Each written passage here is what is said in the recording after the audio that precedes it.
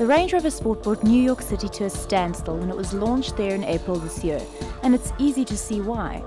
And hear why. When was the last time you heard an SUV emit a snarl like that? While incorporating a number of styling elements first seen on the Evoque and developed alongside its full-size sibling, the Sport is very much its own car. In fact, 75% of its components are unique, and the steeply raked windscreen and lower roofline give it an altogether more purposeful, less haughty appearance. As motoring journalists, we spend a lot of time in airports. We eat in them, we wait in them, we sit in business lounges, we even occasionally drive on landing strips. But this is the first time that I've driven a vehicle through an actual aeroplane. Leave it to Land Rover to show off the versatility of the 2014 Range Rover Sport. For the international unveiling, Land Rover called in the services of James Bond star Daniel Craig. I was escorted by someone equally adept at handling difficult missions, if not quite as famous. It's actually probably better not to think about it too much. Yeah, a lot of people have a couple cigarettes after they did the drive. Luckily I don't smoke. Had I known what was waiting on the other side of the plane, however, I may have appreciated a sip of that Moet. What's the angle on that incline? That incline's 27 degrees. 27 degrees. Okay, now you'll see your two lines will pop up that your tyres need to be in between. Right, so You can see them there. You're pretty much straight bang on. There you go. Meant to do that. Taking off is one thing, but a graceful landing is as important and probably even harder to master. And that is now 37 degrees. 37 degrees. It's amazingly quiet. You hear there's no suspension noise whatsoever. That's the one thing I love about this car, is how comfortable the interior feels when you're doing all that stuff. You're very removed from it. I mean, that's what Range Rover is all about. And it doesn't feel like you're doing any 4x4. No, It's you're like very we're just going removed for from a your quick drive. surroundings.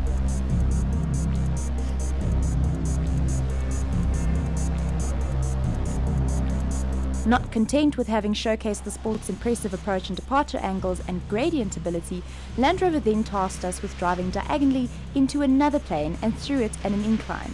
In the dark, of course. These brakes really are fantastic. They're so controlled, they don't jerk. Because I'm feathering it ever so slightly. No jerkiness at all. And you didn't use the accelerator over that bump, No. The vehicle rolled itself through. Quite frankly, I was more than willing to do this all day long, but we also need to talk about the serious stuff. To save weight, this old plane was built mostly from aluminium.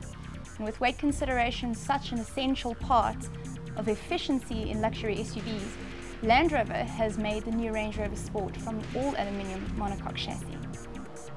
In addition to the weight saving, the new body structure is also green. 75% of the aluminium is from recycled content, while energy is saved by bonding panels together. This process also makes for an immensely strong passenger cell, as evidenced during 70 full vehicle crash tests. So inside Range Rover have kept it simple. They've simplified the dash, but mostly kept the vehicle as plush and luxurious as it always was. Pretty much like this business class on the plane, before they started driving cars through it. Frequent business class passengers will feel right at home inside the Sport, with every surface covered in materials that look and feel the part. Naturally, the scope for the personalisation is huge. 7 interior colour themes, 3 types of wood, 3 different kinds of aluminium, and a choice of 3 possible shades for the headliner. The digital instruments, though, are standard.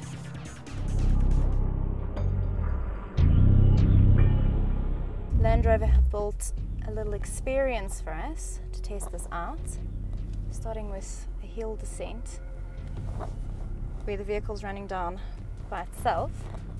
What is new, however, aside from the aluminium monocoque chassis, is that the suspension system for the new Range Rover Sport is completely bespoke. They've built it from scratch and it's fully adjustable independent suspension. The other thing that's fully adjustable is the gearing. Whereas it's an automatic, it's the 8-speed ZF gearbox we know and love. You can now manually adjust the gears, not just with the pedals, but also with the gear lever. Also, despite the fact that it's got a longer wheelbase, they've managed to improve the approach and departure and the breakover angle quite a bit. So for those that do want to take their very expensive Range Rover Sport off-road, it's slightly more capable now. The only other thing that's changed in terms of 4x4 capability with the new Range Rover Sport is while the terrain response system is again the one that we know and love, they've now made it auto, which means that you don't actually have to select which terrain you're on. You can manually adjust it, but the vehicle is capable of automatically detecting whether you're on sand, in wet, on rock, or whichever surface you're driving on, and adjusting both the suspension and the traction control for that. The other thing that's quite nice is that while the air suspension system hasn't changed either, it does now warn you or suggest which height your vehicle should be at, judging by which terrain it senses that you're on. So if it feels you're too low for the rocky terrain that you're on, because you're not that experienced or you've misjudged it a bit, the vehicle will actually tell you to raise your air suspension a bit. And then the last thing which I find quite amazing about what they've changed is that the wading depth has been increased to a massive 850 millimeters. Aside from that, however, this is the first vehicle to have sensors on the side view mirrors that actually take a look at how deep you are, how close you are to the maximum wading depth. So we're currently wading through pretty close to 850 millimeters of water, and that beeping sound is the vehicle warning us how close we are, and it will tell you when the water's getting too deep so that you can back out again.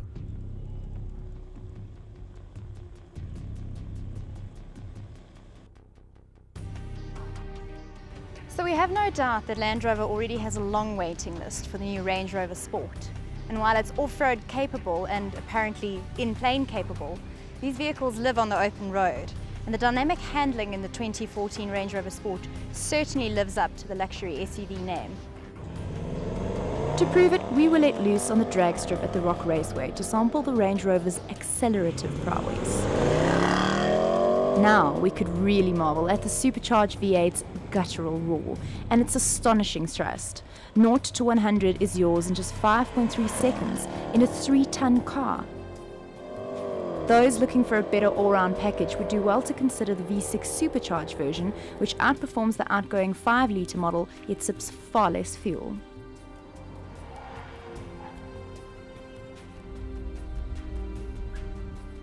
As evidenced in the dynamic lane change test, the Range Rover doesn't only impress in a straight line. The air suspension, which makes the Sport so capable off-road, also pays dividends on the black stuff, keeping the body flat in the corners and composed over bumps. With 18 months of development testing in more than 20 countries, the Sport is the most thoroughly tested Range Rover to date. But the engineers still weren't satisfied, so they tackled the world's most famous hill climb, Pikes Peak. The Sport stormed up the mountain at an average speed of 95 kilometers an hour and set a new world record in the process. So between the new chassis, a bespoke suspension and the new family face, the 2014 Range Rover Sport is almost entirely a new vehicle. But it still does what Range Rover says it does. It's dynamic on-road and quite capable off-road. Only now it does all of that so much better. And not just with the launch and the airplane. With the product, Range Rover has shown that they're still an exciting brand. And I for one can't wait to see what they build next.